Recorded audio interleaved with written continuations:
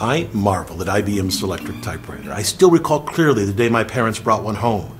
I thought at the time, that's a magnificent machine, and you know, I still do.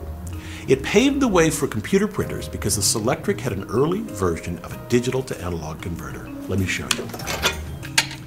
The converter controls this ball. It distinguished the Selectric from all their typewriters. Instead of an individual lever for each letter, they're all gathered on the type element. Lowercase on one hemisphere, uppercase on the other. Now, to type a letter takes only a fraction of a second, but if slowed down, we can see the motion of the type element.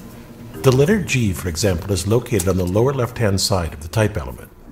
To access that letter, the type element needs to rotate and then tilt and strike. Now, let's look at the very clever mechanism that controls the motion of this ball. There are two cables that are kind of buried in here, a little hard to see, but they control the tilt and rotation of the ball. Pull on the top one, and it tilts to one of 4 rows, and pull on the bottom one, and it will make it rotate to one of 22 columns. An amazing mechanical digital to analog converter controls these cables. It's buried in the typewriter. I can just barely see the top of it down here. But it's a set of arms designed to give the cables precise tugs. It's based on an old device called a wiffle tree. It's a contraption that distributes force evenly through a set of rigid linkages. Here, the typewriter keys pull on the colored tabs, which the wiffle tree translates into a precise rotation of these pieces, which in turn tug on the 2 cables I showed earlier. The yellow tabs control the tilt, the blue ones the rotation. Let's look at only the tilt mechanism. It requires 2 bits of information to access the 4 rows on the ball, the home position plus 3 tilt positions.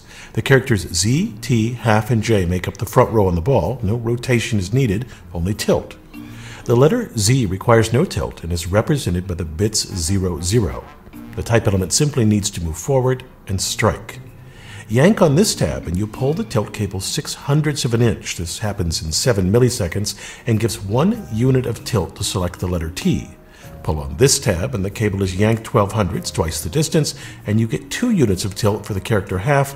And lastly, pull on both tabs and you get 3 units of tilt to access the bottom row and type the letter J. The rotation works the same, but more complex because there are 22 positions. The importance of all this is that the discrete motions of the keys are converted to an analog movement of the ball, which means that it's possible to hook a computer to a Selectric and use it as an output device. It wasn't easy, but it started the word processing revolution. I'm Bill Hammack, the Engineer Guy.